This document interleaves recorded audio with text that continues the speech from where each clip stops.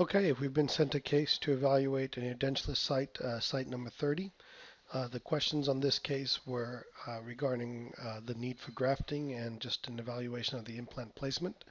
So again, my first thing in this particular case is going to be just a brief review of what type of guide can we use. And this is a good situation here to review a classic guide versus OptiGuide. A classic guide requires a second scan with the bite place and plate. A bite plate in place. OptiGuide is a digital scan that can be done by combining CEREC or model data with the cone beam scan.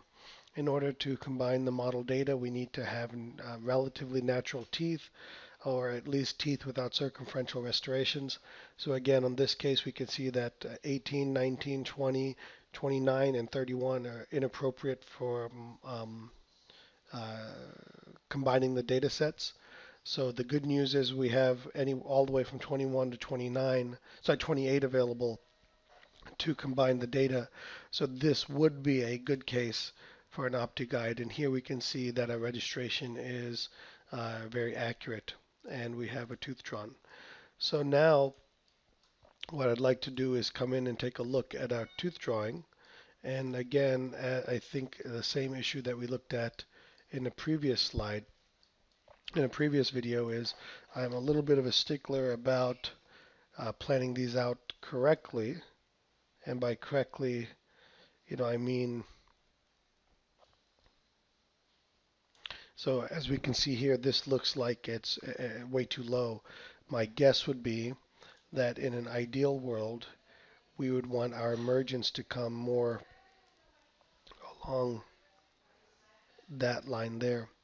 So if we can take a look here, remove the tooth data, we can see that where we should have drawn, our margin line is more right there, not way down here as it was drawn. So these are little things, and at the end of the day, when we make our restorations, hopefully we don't make them that deep on the buccal. But it is helpful, especially in grafting cases, to understand whether or not we need to do pre-grafting or not. So I just like to always review CEREC data, and I like to review the integration. While the software is very accurate and works, I always like to just manually review it. Again, CCAT will be doing this review for you on their end, but by that time we've already wasted days in doing so. So there we go. So now let's go ahead and take a look at our implant plan. Here we've been planned for the Megagen AnyRidge 6 by 11.5 millimeter implant, and my initial assessment of this is that this is a relatively well-planned implant. There are a couple of things, excuse me, there are a couple of things that I would like to change about this plan. One is uh, I would like to see the implant just a bit tilted a little bit more here for a couple of reasons. One here is we're in the central groove, but I dislike how close we are to the lingual cortical plate. I don't like to engage in the cortical plate down a wall of the implant. My preference is maybe to tilt the implant a little bit to gain a little more medullary bone here and create some distance from the cortical plate. Remember, in the implant process, the body's initial reaction is to resorb away from the implant. So if we thin that wall out too much, we take the risk of relieving that wall.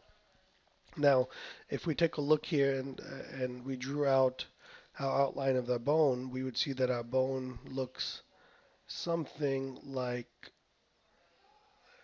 that. Okay. So this implant is actually planned at about the right position right here. I'd like to see it a little subcrestal, planning on a little resorption of this top part of the bone. But now we see that we have all of this area right here that the implant will be exposed. Now, what I do want to avoid, which was well done in this case, is avoid putting the implant deep like this just to avoid doing the graft. The more ideal thing to do would be to do the graft. Now, there are different schools of thoughts on this. Some people like to pre-graft the area and then come back and place the implant. Depending on your surgical skill set and The keratinized tissue situation, my preference is to place the implant and use the implant itself as a space holder and graft bone around it, place my membrane, and allow everything to integrate and heal all at one time. So in this particular case, that would be my preference. The only other critique I have from the implant planning perspective would be that right here we're more to the distal than we are to the mesial. So what I would do in this case is go ahead and just gently tilt this implant a little bit so that the screw access is coming more to the mesial. And now we can see that we're a little more centered. Now in doing that, what we did do was we went against our plane of occlusion. So another option here, instead of tilting the implant over, we can actually, in this case, we have the ability to actually move the implant over. So remember, there's always two ways of achieving a movement. One is a bodily movement, one is a translation or a rotation or a tilt. So in this case, we tried the tilting. It created a negative occlusal impact. So then we went to the movement, bodily moving the implant. We were able to bodily move the implant because we were avoiding this roots right here. So hopefully this all makes sense. And one last thing I like to check right here is right here when I look at this view, I like to see that my implant is kind of tilted and fits into the long axis of the adjacent teeth. So right here we know that lingual molars are generally tipped a little bit, lower molars are generally tipped a little bit to the lingual, and our implant is also going that way as well. So this is a very ideal plan here now. So back to the grafting point, we would need to do a incision air towards the side of the crest, do a full thickness flap, do some cortical holes here, add our do our osteotomy, add our graft, place our implant, add our graft material, and then probably do a release on the periosteum to go ahead and gain primary closure with our flap. So hopefully this is helpful, and thank you again for submitting the case.